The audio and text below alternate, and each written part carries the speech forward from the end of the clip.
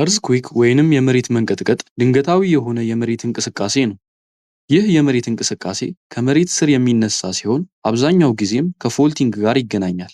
በባለፈው ቪዲዮ ስለ ፎልቲንግ ተመልክተናል። እሱን ካላያችሁ አይታችሁት ብትመለሱ አሪፍ ነው። በፎልቲንግ ጊዜ ከመሬት ስር የሚገኘው ድንጋይ ለሁለት ሲሰነጠቅ ከፎልት ላይኑ መሰረት አድርጎ የሚወጣ ከፍተኛ ኃይል አለ። ይህ ኃይል ከድንጋዩ በቫይብሬሽን ወይንም በእርግብግቢት መልክ ይወጣል። ታዲያ ይህ ቫይብሬሽን የምድርን የላይኛውን ክፍል እንዲንቀጠቀጥ ያደርገዋል። የመሬት መንቀጥቀጥ የሚነሳበት ቦታ ይህ ስፍራ ፎከስ ይባላል። ከሱ በላይ የሚገኘው ደግሞ ኤፒሴንተር ይባላል።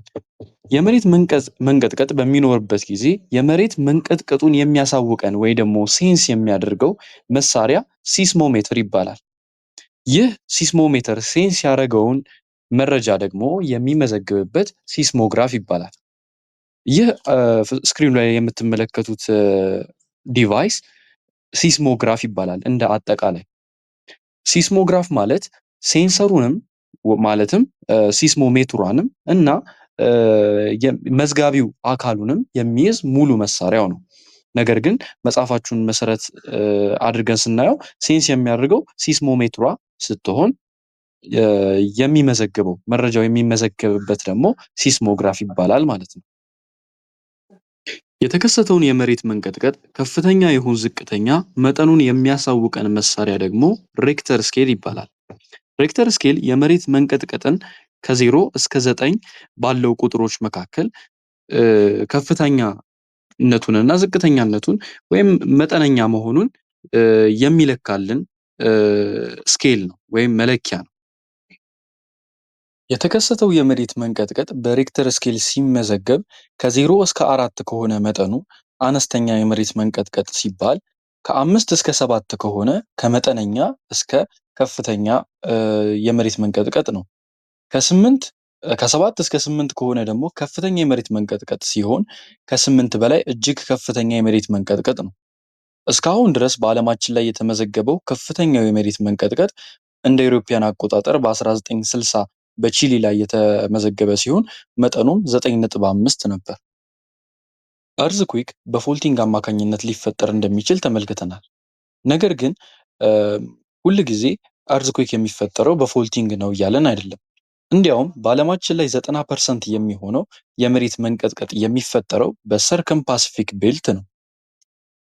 ይህ ስፍራ ሰርከም ፓሲፊክ ቤልት ወይንም ዘ ሪንግ ኦፍ ፋየር ተብሎ ይጠራል። ይህ ቦታ የፓሲፊክ ውቅያኖስ ዙሪያ የሚገኝ ስፍራ ሲሆን በዚህም ውቅያኖስ ዙሪያ 75% የሚሆነው የዓለማችን ቮልኬኖች መገኛ ነው። ታዲያ በእነዚህ ቮልኬኖች አማካኝነት እርዝኩዊክም ሊፈጠር ይችላል ማለት ነው።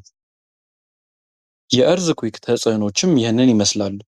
የህይወትና የንብረት መጥፋት፣ መውደም፣ የላይኛው የመሬት ክፍል ወደ ላይ ወይም ወደ ታች መንቀሳቀስ፣ የመሬት መንሸራተት እና የመሬት መሰንጠቅ፣ በከተሞች ላይ የሚደርስ ከፍተኛ ጉዳት፣ የእሳት መነሳት እና የተለያዩ በሽታዎች መፈጠር እና የባህር ወለል ከፍ ወይንም ዝቅ ማለት እነዚህ የእርዝኩዊክ ተጽዕኖች ናቸው።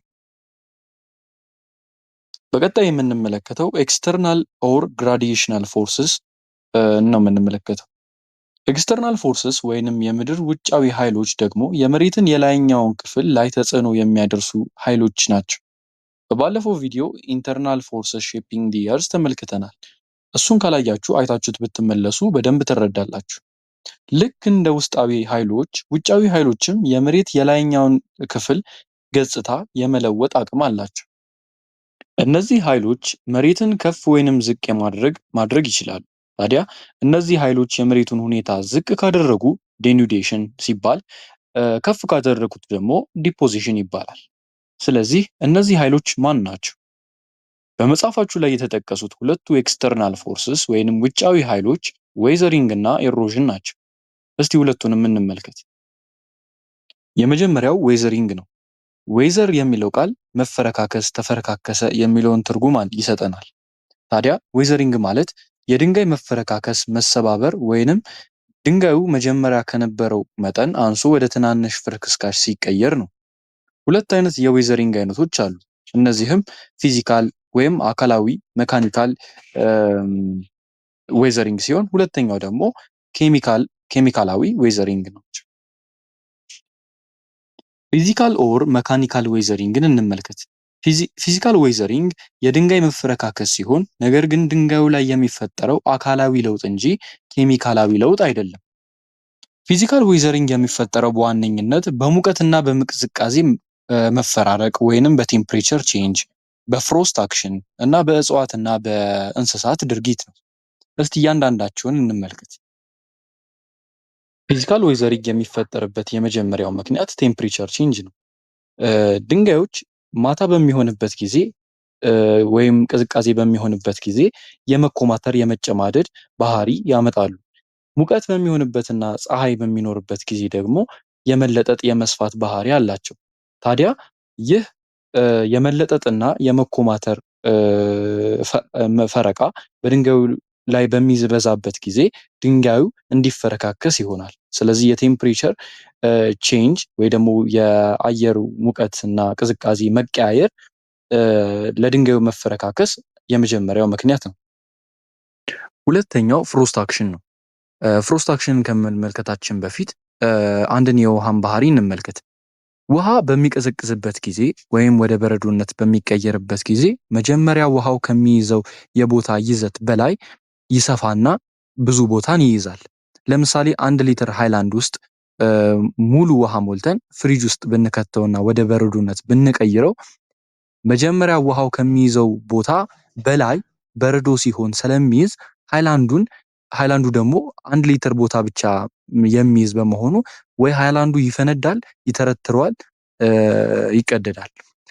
ስለዚህ በፍሮስት አክሽንም ጊዜ የሚሆነው ይህ ነው።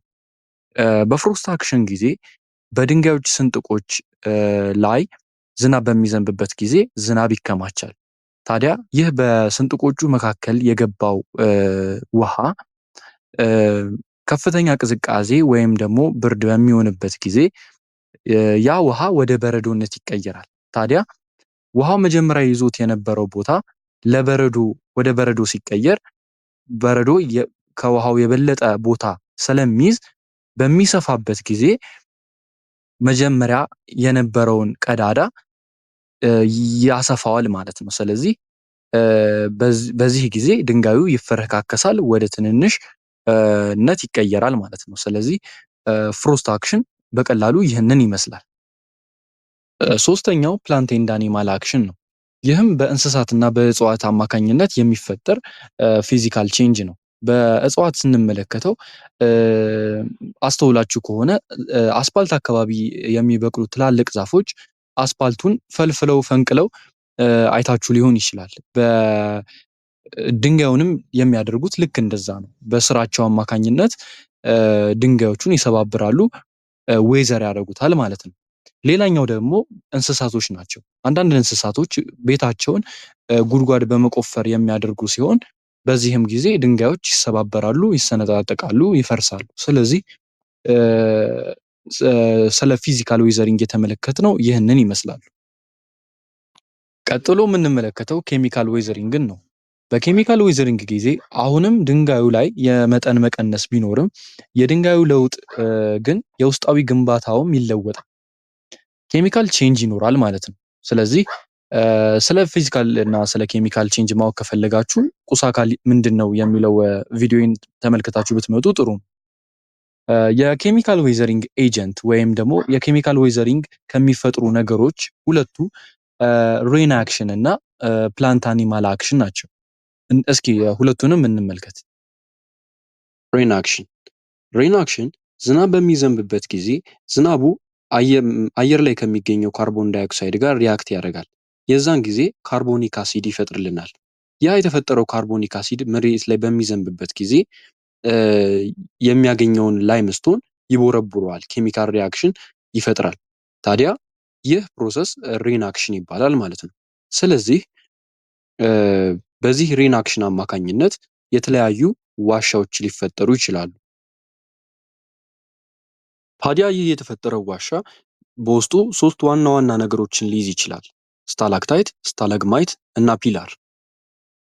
ስታላክታይት ልክ እዚህ ጋር በምስሉ ላይ እንደምትመለከቱት ከላይ ከጣሪያው ላይ ከዋሻው አናት ላይ ወደ ታች የሚወርድ ልክ ሻማ ሲቀልጥ እንጥፍጣፊ ወደ ታች እንደሚወርድ ሆኖ የደረቀ የዋሻው ክፍል ነው።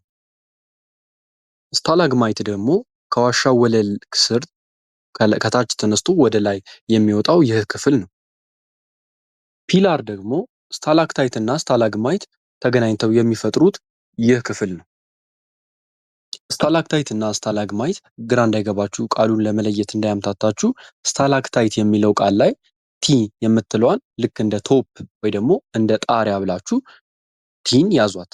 ስታላግማይት ለሚለው ደግሞ ጂ ስላለች ግራውንድ የሚለውን ብትይዙ ቀላል ይሆንላችኋል ማለት ነው። ሌላኛው ፕላንት ኤንድ አኒማል አክሽን ነው። በአፈር ውስጥ የሚገኙ የተለያዩ ባክቴሪያዎች በአካባቢው ያሉትን ድንጋዮች ኬሚካሊ ዌዘርድ ያደርጉታል። ሌላኛው ደግሞ እጽዋቶች በሚሞቱ እና በሚበሰብሱበት ጊዜ ኦርጋኒክ የሆነ አሲድን በአካባቢው ላይ ይለቃሉ። ታዲያ ይህ አሲድ ከውሃ ጋር በመቀላቀል ይህንን በአካባቢው የሚገኘውን ሮኮች ኬሚካሊ ዌዘርድ ያደርጉታል ማለት ነው። ስለዚህ በኬሚካል ዌዘሪንግ የተመለከትናቸው ሁለቱ ኤጀንትስ ይህንን ይመስላሉ። የዛሬው ቪዲዮአችን ይህንን ይመስል ነበረ። እስካሁን አብሯችሁኝ ስለቆያችሁኝ ከልብ እያመሰገንኩ በቀጣይ ቪዲዮ እስከምንገናኝ ቸር ሰንብቱ።